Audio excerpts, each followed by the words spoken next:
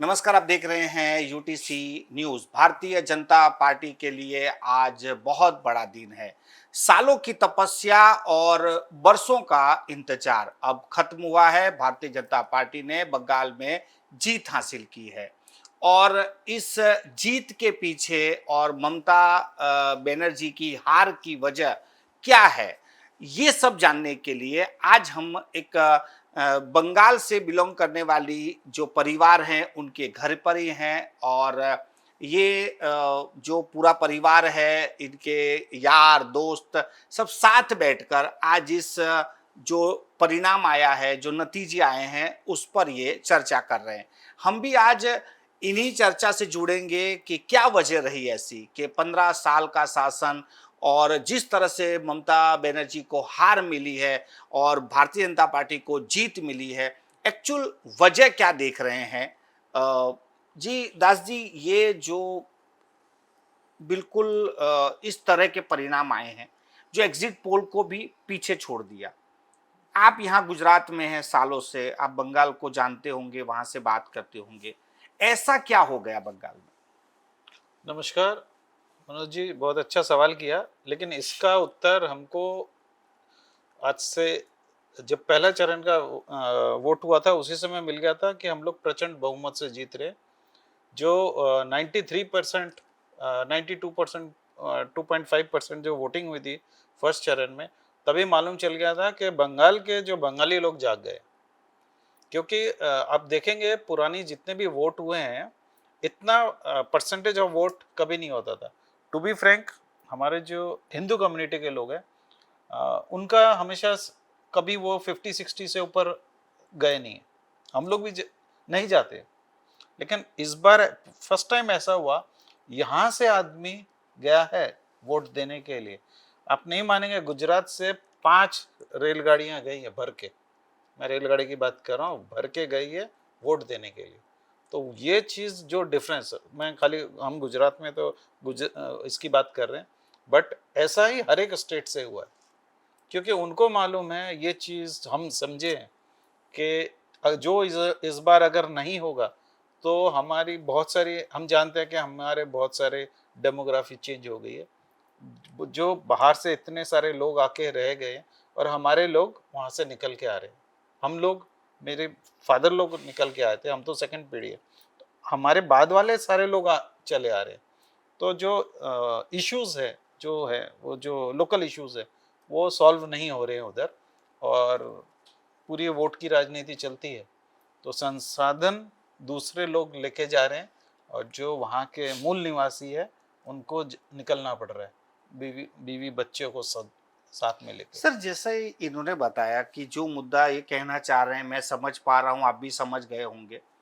लेकिन मानो कि अब बीजेपी आ गई वहां पर, तो इस समस्या का समाधान क्या उन्होंने बताया है लोगों को और कैसे क्या किया जाएगा? देखिए, ये हम लोग सब देखे हैं आज इलेक्शन का, यू कैन से 15-20 दिन पहले से हमारे अमित शाह जी, स्वराष्ट्र मंत्री, नरेंद्र मोदी जी, हमारे प्राइम मिनिस्टर, इन लोग बंगाल में, और भी जो प्रेसिडेंट है बीजेपी के, सब आए हैं, नेता लोग सब बंगाल में जाकर खुद प्रचार किया वहाँ रह के, इतना दिन से लगातार, और लोगों को समझाया है, एग्जाम्पल दिया है लोगों को कि आज जो बीजेपी की शासित जो स्टेट्स है, उनका रहना सहना, उनका डेवलपमेंट, उनका सब आप लोग देखिए।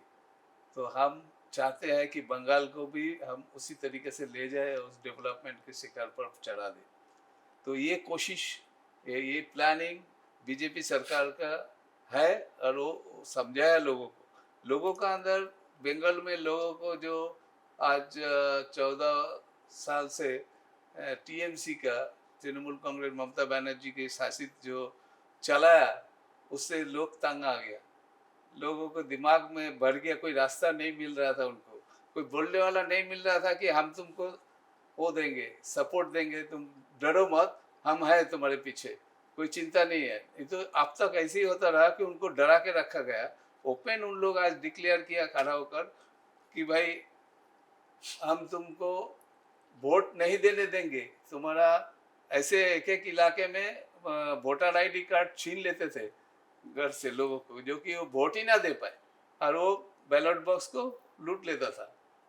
इस तरीके से काम चलता था। तो उस जगह में जब सेंट्रल गवर्नमेंट से सपोर्ट लेके, पूरा सेंट्रल फोर्स को लेके, सिक्योरिटी सपोर्ट दे के जो वोट का अरेंज किया है, जिससे रिजल्ट यही हुआ कि आज हम सब देखे हैं, पूरा देश खुश है कि कैसे आज़ाद हुआ। ये बोल सकते हैं हम कि आज बंगाल को आज़ादी मिला। बंगाल को आज़ादी मिली, लेकिन इस चुनाव में जैसे कि जो मुद्दे थे, तो ये एक मुद्दा था कि बाहरी घुसपैठी आ जाते हैं। मैंने इनको भी यही सवाल पूछा, तो क्या आश्वासन दिया गया है कि वो जो घुसपैठी आ गए हैं उसका क्या किया जाएगा? देखिए, अगर बंगाल में रहने जो पहले से बंगाल में रह रहा है, ये लोगों को अगर कुछ चाहिए तो एक्स्ट्रा कुछ को तो वहाँ से निकलना जरूरी है। क्योंकि जे लोग बाहर से आके बैठ गया, अगर आपका घर पे अगर कोई आके बाहर से आके बैठ जाए तो आपकी घर की हालत कैसे होगी? ये वेस्ट बंगाल की हालत ऐसा हुआ, बाहर से आके बैठ गया। जो एक चीज़ को अगर लोकल लोग को मिलना चाहिए वो सबको मिलता, तो ऑटोमेटिकली वो कम होते गया। और सबर ऊपर सबसे एक बात अच्छा है कि इंसान को समझ पड़ी, बंगाल का जो पब्लिक है उसको समझदारी आया कि आप मुझे परिवर्तन चाहिए। अगर मोदी जी समझाया, अमित जी ने समझाया, बहुत नेता ने वहाँ वेस्ट बंगाल में जाके महीने से मेहनत कर रहा है, इसके बाद भी सबसे समझदारी अच्छा है जो बंगाल की पब्लिक, ये हमको परिवर्तन चाहिए। अब अगर बंगाल को आगे बढ़ाना है, हमको जिंदा रहना है, हमारा देश को आगे बढ़ाना है, तो हमें परिवर्तन चाहिए। आगे क्या होगा वो तो गवर्नमेंट डिसीजन करेगा ना। सत्ता का परिवर्तन हो गया है एक हम्म। महिला होने के नाते। एक महिला मुख्यमंत्री थी और अब वो नहीं रही। क्या लगता है आपको कि जो भी अब मुख्यमंत्री बने वो क्या करे महिलाओं के लिए? देखिए, एक तो मेरा कहना ऐसा है, वो नाम की महिला अपनी मुख्यमंत्री थी। महिलाओं के लिए उन्होंने कुछ नहीं किया। उल्टा मैं तो बोलूँ, महिला को कभी भी उन्होंने सपोर्ट नहीं किया। अभी जो अभय वाले केस हुआ था, उन्होंने उस चीज़ को दबा दिया है। लेकिन मेरी अभी ऐसी उम्मीद है, क्योंकि बीजेपी सरकार आए है तो वो केस अभी फिर से खुलेगा, उसको न्याय मिलेगा। और जो कलकत्ता के जो लेडीज़ है, जिस इस बार जो 92 या 93% जो भी वोटिंग हुआ है, वो इसलिए हुआ है क्योंकि लेडीज आगे बढ़ के आके वोट दिया है सबसे ज्यादा। तो वो लेडीज को अभी जो ये भय की जिंदगी उन्होंने इतने 15 सालों से बिताए है, वो भय को दूर करने के लिए लेडीज बढ़ चढ़ के आके वोटिंग किया है। क्योंकि वो भी कहीं हद तक, क्योंकि प्रधानमंत्री हम जैसे मोदी सरकार जैसे दूसरे स्टेट में है, हम लोग अभी निर्भय होके हम लोग रात के 12 बजे 1 बजे तक हम लोग लेडीज घूम सकते हैं। फैमिली साथ में नहीं हो तो भी, आज हस्बैंड नहीं हो तो भी हम जाके बाहर से आके घूम के आ सकते हैं, हम निडर होके। तो एक मुख्यमंत्री होके, आप बोल रहे हो लेडीज, एक लेडीज मुख्यमंत्री होके उन्होंने लेडीज के बारे में कभी नहीं सोचा। उल्टा उन्होंने बयान ऐसा दिया है कि लेडीज रात के निकलते क्यों हैं, लेडीज को क्यों निकल, मैं जब थी तब नहीं निकलती थी, उनका ऐसे बयान आया है। तो आपको ऐसा लगता है कि कोई लेडीज होके लेडीज की दुश्मन थी? मैं तो ऐसा मानूं कि वो लेडीज की दुश्मन थी। नहीं तो इतने बड़े बड़े केसेस हुए हैं, उन्होंने ना सॉल्व किया, सब पे उन्होंने पर्दे डाल दिए हैं। तो मेरे हिसाब से यहाँ लेडीज़ की भी जीत हुई है कलकत्ता में। और ये अभी जो लेडीज़ है बहुत बढ़ चढ़ के, मतलब निडर होके वो लोग अपनी ज़िंदगी जी सकते हैं और कुछ कह भी सकते हैं। और ये बहुत अच्छी, मुझे मतलब बहुत इतनी खुशी हो रही है। हमने आज पार्टी मनाई घर पे। हम कलकत्ता से दूर रहते हैं, काफ़ी साल हम लोग ऐसे भी होते थे कि साल में 2-3 बार जाते थे। अभी जो मतलब वहाँ पे जो माहौल है उसके लिए हम जाना ही बंद कर दिए, उस देश की ऐसे माहौल देख के। तो हम लोग तो बहुत खुश है। ये डेवलपमेंट की बात हो रही है कि भाजपा इस तरह से प्रचार होता है कि जहां उनकी सरकार है वहां पर डेवलपमेंट होगा, डेवलप होगा। तो ऐसा क्या डेवलपमेंट है गुजरात में या यूपी में, राजस्थान में, जहां भी बीजेपी की सरकार है, जो बंगाल में होना चाहिए? अभी मनोज जी, डेवलपमेंट की बात करें तो अगर आप हिस्ट्री उठा के देखेंगे, मेट्रो लंदन में था और कलकत्ता में था। कब? 18 1880 में लगा था, कलकत्ता में था। कलकत्ता का जो आमदनी था यूरोप से भी ज्यादा था, पूरे यूरोप से ज्यादा कलकत्ता की आमदनी थी। Calcutta was one of the सबसे इंडस्ट्रियलाइज्ड सिटी थी। और वो कलकत्ता जो आज है, आज हिंदुस्तान में कम से कम 5-6 शहर जो कलकत्ता से भी आगे निकल गए, जो 100 साल पहले इतना आगे था। हमारे जो दादा लोग थे वो बोलते थे कलकत्ता में लोग जो हमारी जो राजधानी थी इसकी ईस्ट इंडिया कंपनी की, उन्होंने क्यों बनाई? वो एरिया ऐसा है। हमारे वहाँ जैसे बोलते हैं ना, वहाँ की मिट्टी से सोना उगलता था। किसान, सारी चीज़ें अच्छी थी। इंडस्ट्रियलिस्ट जो कारीगर थे सब पढ़े लिखे थे, तो बहुत अच्छा काम होता था। बोलते हैं ना हम लोग जो के टेक्निकल नॉलेज वहाँ के लोगों को काफ़ी अच्छा था, अभी भी है। आज भी बहुत जितनी भी बड़ी कंपनियों में देखो आप, एग्जीक्यूटिव डायरेक्टर सब बंगालीज रहते हैं। अकाउंट्स हो गया, टेक्निकल हो गया, बंगालीज रहते हैं। तो उनका बोलते हैं ना, मछली का माथा खा के उनका थोड़ा सा माथा अच्छा रहता है। तो वो समझदार होते हैं, समझ लेते हैं, चाहे नीचे का आदमी हो या ऊपर का आदमी हो। तो वो चीज़ जो डेवलपमेंट थी, आज़ादी के बाद मिला क्या कलकत्ता को? आज़ादी हुई, कलकत्ता को मिला क्या? मिला कुछ भी नहीं। जितनी इंडस्ट्री थी वो वामपंथियों ने हटा दी, और जो रही सही कसर तृणमूल ने हटा दी। जब तृणमूल ममता दीदी आई थी तो सबने यही सोचा था वामपंथी गए और एक नया वेस्ट बंगाल आएगा, लेकिन वो आया नहीं, क्योंकि उनका विजन ही नहीं था। उन्होंने खाली अपनी रोटियां सेकी कि हम कैसे भी करके सत्ता को पकड़ के रखे। मैं एक ही चीज बोलता हूँ, कलकत्ता उनके हाथ से निकल गया, बंगाल के हाथ से, ये तृणमूल के हाथ से। उनकी रचना वहीं हुई, लेकिन 15 साल में निकल गया। अभी मैं वो बोलता हूँ, बीजेपी सरकार गुजरात से आई और पूरे भारत में छा गई। क्यों? उन्होंने विजन लगाया। मेहनत किसने की? मेहनत इन लोगों ने की। बोलते हैं ना, आपकी नींव अच्छी होनी चाहिए। और बीजेपी की नींव कौन थे? श्यामा प्रसाद मुखर्जी। श्यामा प्रसाद मुखर्जी वही कलकत्ता के निवासी, उनकी नींव थे। और उनकी सारी किताबें पढ़ पढ़ के हमारे जो नेता तैयार हुए, आज भी वो इसके लिए सबसे बड़े नेता हैं। तो एक ही चीज है कि अभी यहाँ भी चुनाव है गुजरात में है। हमको कितना हुआ, 15 दिन नहीं हुए? क्यों ये आज 20-22 साल हो गए, क्यों इनको 4 बार 5 बार बहुमत मिल रहा है? बहुमत बोले तो सामने कोई प्रचंड बहुमत, जो इस बार कलकत्ता में भी देखा गया।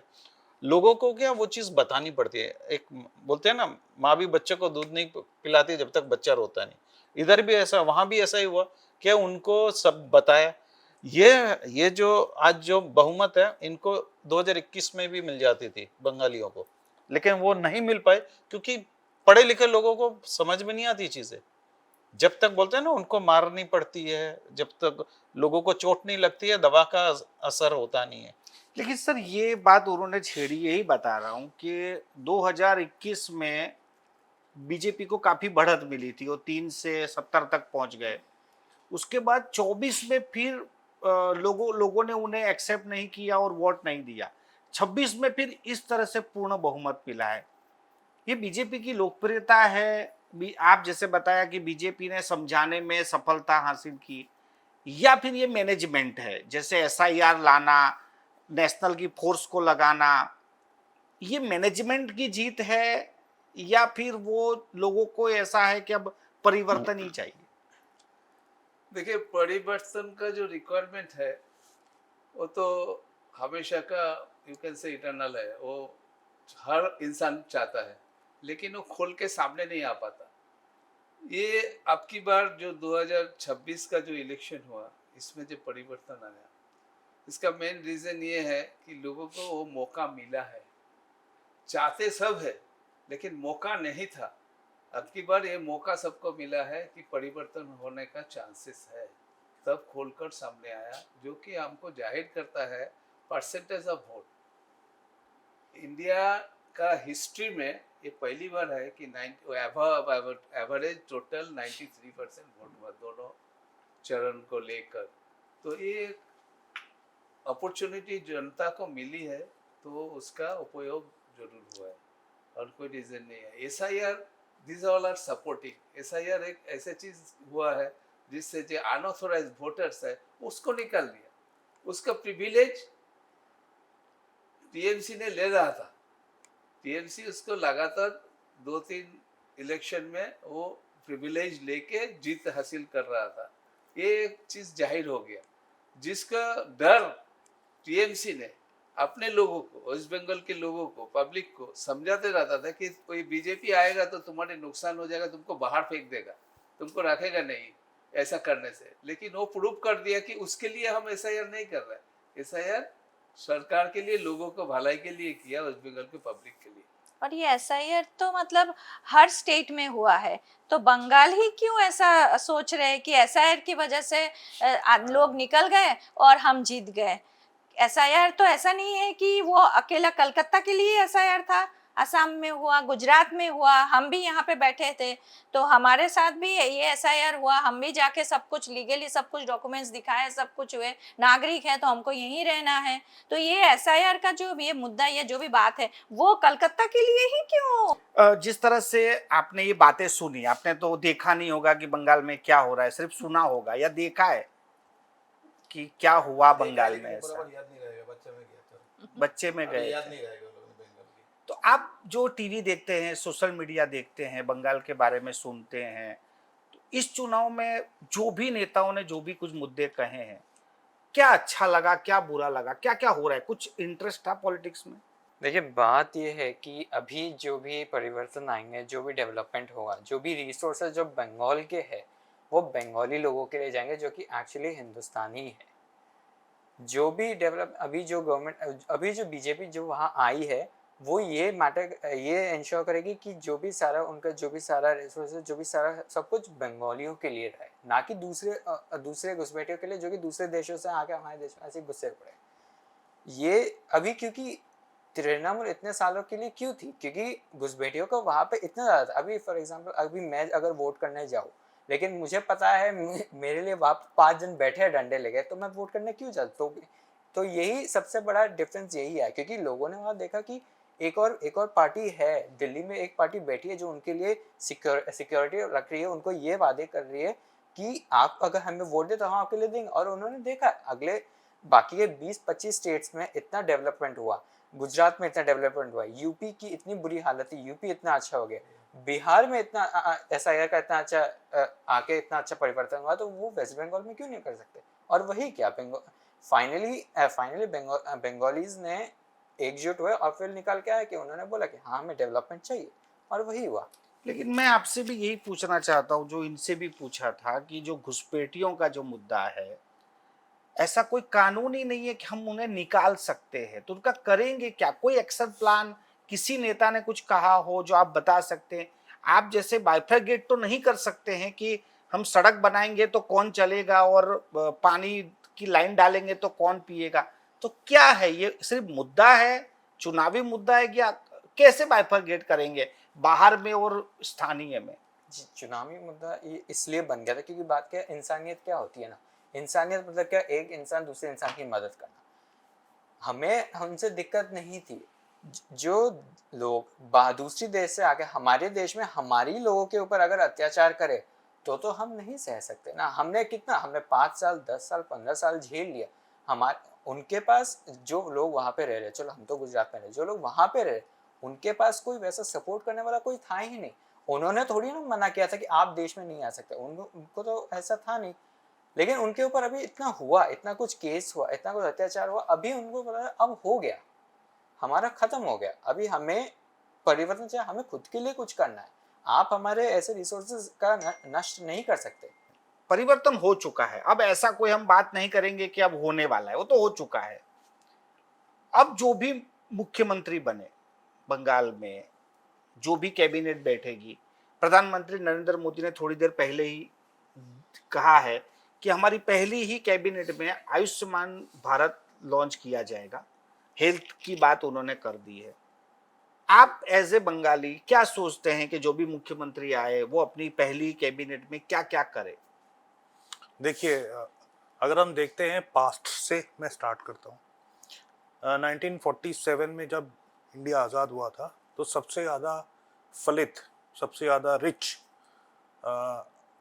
जो स्टेट था वो बंगाल था। वहीं पे सबसे ज़्यादा इंडस्ट्रीज थी, टेक्सटाइल की सबसे बड़ी मिल्स वहीं पे थी, फिर टाटा, बाटा, बिरला सब वहीं पे थे, स्टील की सबसे बड़ी फैक्ट्रीज वहीं पे थी, ठीक है। तो वहाँ पे बहुत डेवलपमेंट था और वहाँ पे जितने भी कॉलेजेस थे, जैसे जादवपुर यूनिवर्सिटी है, शिवपुर यूनिवर्सिटी है, कल्याणी है, फिर वहाँ पर और भी बहुत सारे इंस्टीट्यूट्स हैं, जैसे आपके कवि गुरु टैगोर जी जो हैं, उनकी शांति निकेतन है वहाँ पे। तो ऐसे बड़े बड़े इंस्टीट्यूशंस थे, ठीक है। इसके बाद भी 1947 के बाद 1975 तक आते आते ऐसा सिचुएशन क्रिएट हो गया कि सबको वहाँ से छोड़ के जाना पड़ा। अभी जो बच्चे वहाँ पे इतने अच्छे अच्छे इंस्टीट्यूट थे, वहाँ पे जो उन्होंने स्टडी किया, इंजीनियरिंग किया, डॉक्टरी किया, वो कहाँ जाएंगे? सब कुछ छोड़ के, सब कुछ इतना अच्छा पढ़ाई करने के बाद सब छोड़ के दूसरे स्टेट्स में जाके बस गए। दूसरे स्टेट्स में हमने देखा कि कितना डेवलपमेंट है। यहाँ पे रोड देखिए, इतने दिनों के बाद देखिए रोड्स कितने पॉश है, इतने सुंदर सुंदर रोड बनाए हुए हैं, फिर गार्डन्स हैं, ठीक है। लोगों का हेल्थ ठीक कैसे रहेगा? आपके पास गार्डन रहेगा तो आप गार्डन में ट्रेवल करने जाओगे, जिम जाओगे तो आप फिट एंड फाइन रहोगे। वहाँ पे वो फैसिलिटी नहीं है। अब वो फैसिलिटी आएगी कैसे? जब एक विजन क्लियर होगा कि हाँ मुझे यहाँ पे डेवलपमेंट कराना है। अब जो सरकार थी पुरानी वाली, उन्होंने क्या किया, उनको वो एक लिबर्टी मिल गई। अब पुरानी सरकार चली गई, अब हमारी सरकार आ गई है, हम जो भी करेंगे सबको मंजूर रहेगा। यहां तक हमने ये देखा था, न्यूज में भी आया है, माँ दुर्गा की पूजा हम लोग करते हैं, माँ काली की पूजा हम लोग करते हैं, ठीक है। लेकिन वो माता होके, एक लेडी होके माँ दुर्गा की पूजा करने के लिए भी उन्होंने अड़चन अटकाई थी, ठीक है। जैसे दुर्गा पूजा होती है, उसके पेंडल के लिए भी उन्होंने दिक्कतें, विसर्जन भी नहीं करने दिया कभी कभी, तो ऐसी भी कंडीशंस हो गई। तो ये सब चीजें तो होनी नहीं चाहिए जब आप खुद हिंदू हो। लेकिन मैं आपसे सवाल, मेरा स्टार्टिंग ये था कि जो होना नहीं चाहिए था वो हो चुका है जी। अब जो भी मुख्यमंत्री बनेगा, पहली कैबिनेट मिलेगी, ऐसे बंगाली, वो बंगाल के लिए क्या करे, क्या क्या होना सबसे पहले जैसे आपने बताया कि जो लोग बाहर से आए हैं, ठीक है, उनका हमने फाइंड आउट कर लिया कि कितने लोग आए हैं बाहर से। कुछ 57 लाख के आसपास कुछ फिगर आया हमारे पास।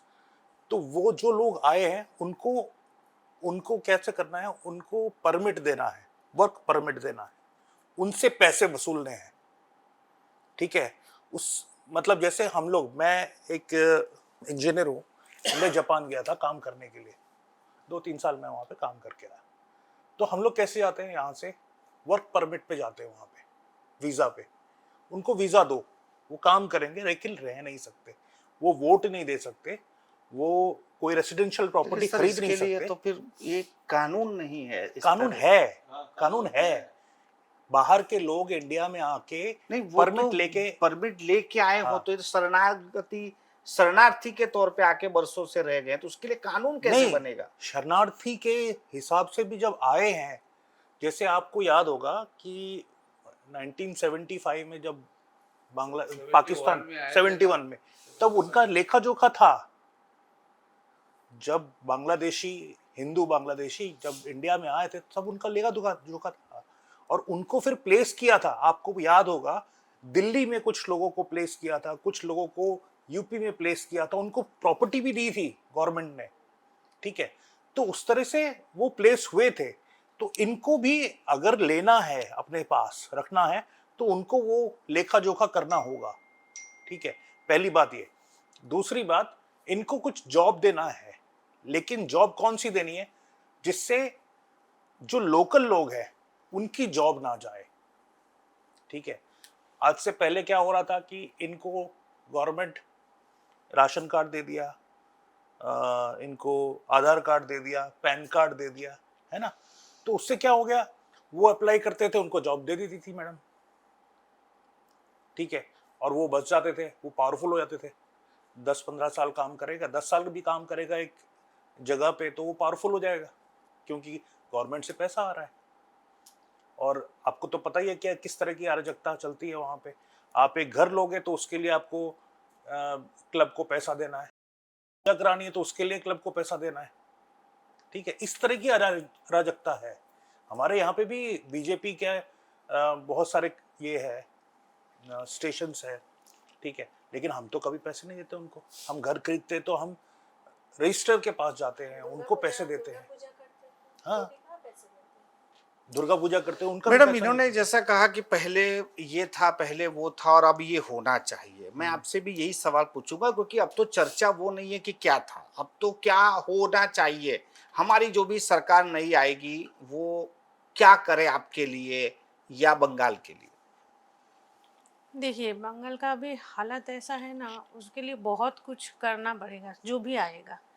जब तृणमूल जब आए थे ममता बनर्जी, तब सही में हम इतने ही खुश हुए थे। जब आज जैसे हम खुश हो रहे हैं, तब हम मतलब एकदम शादी भी नहीं हुए थे, तब हमें बहुत अच्छा लगा था कि एक ऐसा लेडीज आए है सीएम बन के, जो हमारे लिए कुछ सोचेगा, कुछ करेगा। लेकिन उन्होंने उल्टा किया। उन्होंने उल्टा क्या किया, जैसा अभी मेरा मायका, मेरा ससुराल सब उधर ही है। वहाँ पे जो बच्चे लोग पढ़ाई करते हैं, जैसा 8th में या 9th में है, तो उनको मोबाइल देते हैं। फ्री में दे दिया।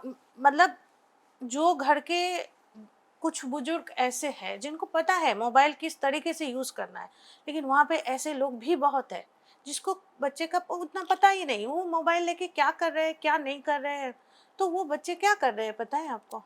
वो बच्चे डांस कर रहे हैं, अजीब अजीब कपड़ा पहन के उसका वीडियो बना रहे हैं। मतलब आप क्या कर रहे हो? स्टेट को आगे बढ़ाना है ना, लेकिन आप उसको कुछ और ही बना रहे हो।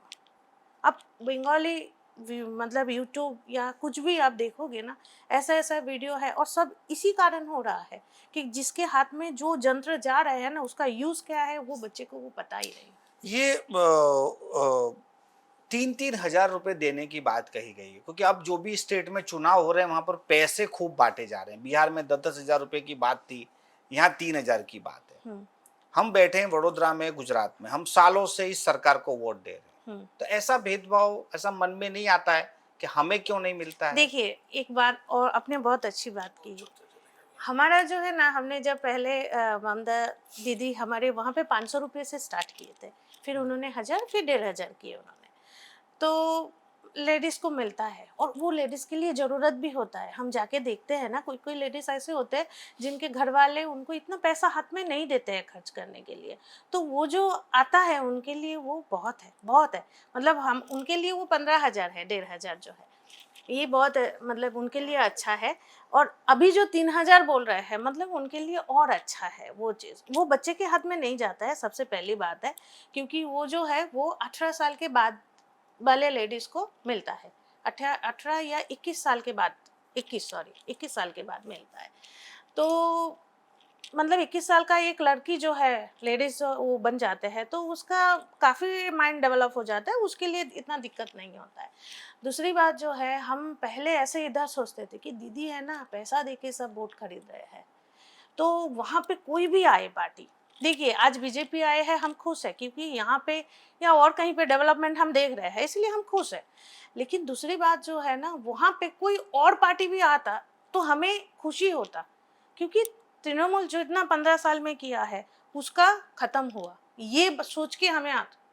और ये जो बीजेपी आया है उसमें हमें बहुत ज्यादा खुश है, क्योंकि हमने बहुत साल से यहाँ पे लेकिन यहाँ देख रहे क्यों हैं। 3-3 हजार रुपए नहीं दे रहे हैं? यहाँ पे लोगों को जरूरत नहीं है, यहाँ के लोगों को इतना काम दिया है कि वो काम करके 3000 से भी ज्यादा कमा रहे हैं सर। लेकिन वहाँ पे लोगों के पास काम नहीं है, उनके लिए वो 3000 रुपया। मैंने बोला ना, हम जब जाते हैं ना, ये सब चीज़ हम नोटिस करते हैं। एक लेडीज़ के हाथ में जब पैसा नहीं रहता है, पूरा दिन घर का काम करते हैं, उसके बाद कहीं पे जाना होता है, अपने मायके जाना होता है या कहीं पे जाना होता है, उसको एक बिंदी खरीदना है, एक कान का बुट्टी खरीदना है, कुछ भी पसंद आता है, उसको है ना पति के पास जाके, अपने बच्चे कमाते हैं उसके पास जाके मांगना पड़ता है।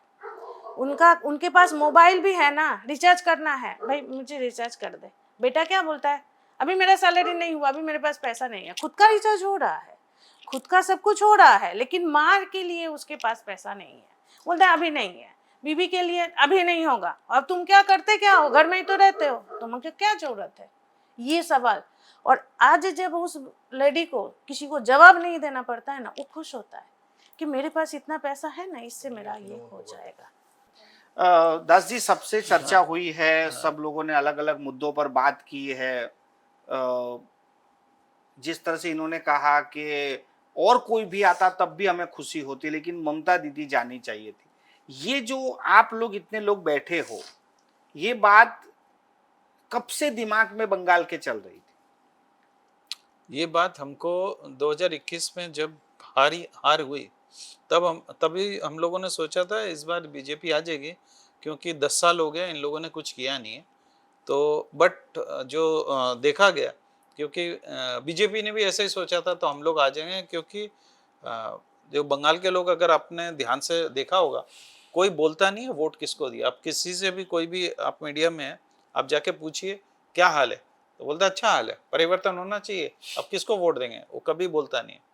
यहाँ डट के बोलता है भाई बीजेपी को वोट दे रहा हूँ, मोदी को वोट दे रहा हूँ। बंगाल में कोई नहीं बोलता है, क्यों? उसे मालूम है, उसने बोल दिया, दूसरी सामने वाली पार्टी आके उसके घर में चढ़ बैठेगी। और यही चीज है जो बेफिक्री यहाँ है ना, वहाँ के लोगों को नहीं। तो ये हम चाहते थे कि ये चीज वहाँ आए, इंसान तो हम सब सेम ही है। तो वो चीज जो लोगों को समझ में आया, अभी समझ में आया।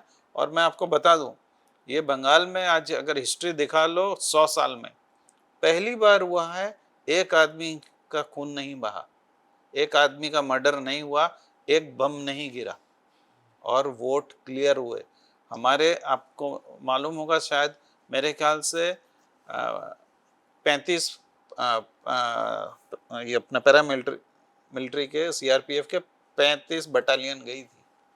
अगर आप देखेंगे, जो बटालियंस टेररिस्ट के लिए यूज होता है, वो बटालियन को वहाँ खड़ा किया गया, वो व्हीकल्स को वहाँ खड़ा किया गया, खाली मनोविज्ञान, उनमें कोई गोला वो बारूद नहीं था, लेकिन मनोविज्ञान दबाव बनाने के लिए सामने वालों को कि भैया यहाँ आप कुछ नहीं कर सकते हो, तो जाके लोग घर से वोट देने के लिए निकले। वरना इन लोगों ने तो घर घर जाके बोला था कि, और टीवी में है, मीडिया में, कि जो यहाँ से वोट देने जाएगा बीजेपी को, हमको सब याद है, आपका बच्चा कहाँ पढ़ता है, लड़की कहाँ पढ़ती है, उठवा लिए जाओगे, क्लियरली बोला था। इवन जो दीदी के जो भतीजे अभिषेक, उसने तो मुंह पे बोला था कि मैं उठा लूंगा सबको।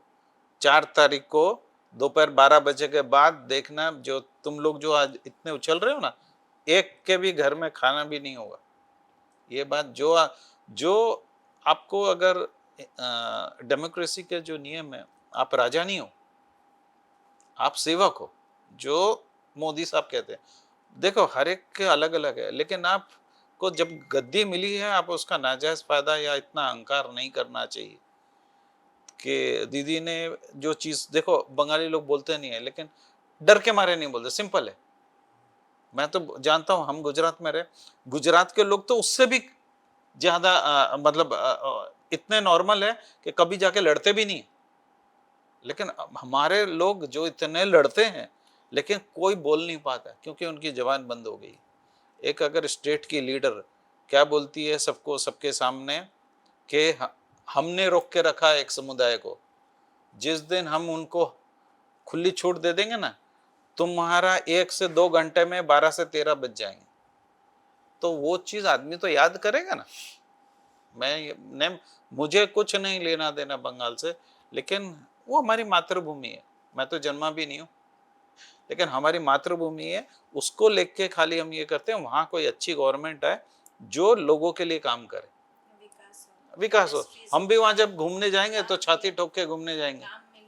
बहुत बहुत धन्यवाद और आपको शुभकामनाएं। आपके जिस प्रदेश से आते हैं वहाँ एक नई सरकार लोगों ने चुन ली है, और जिस तरह से बात यहाँ पर चर्चा हुई थी कि इतिहास में पहली बार ऐसा हुआ है कि सबसे ज़्यादा वोटिंग और कोई किसी तरह की हिंसा वहाँ नहीं हुई, शांतिपूर्ण तरीके से जो मतदान हुआ, और इतनी भारी संख्या में मतदान हुआ, और उसका परिणाम भी कुछ ऐसा ही आया। भारतीय जनता पार्टी के लिए आज का दिन उनके जब से उनकी स्थापना हुई है तब का जो सपना था वो आज पूरा हुआ है। और जिन लोगों ने भी मतदान किया है, क्या सोच के मतदान किया होगा, उस पर हम लोग चर्चा कर रहे थे सिर्फ कि वो वहां पर क्या चल रहा था। आप कितने सहमत हैं? आपके भी कुछ सुझाव हैं या आपको भी लगता है कि ये बदलाव क्यों आया है? तो आप नीचे कमेंट कर सकते हैं।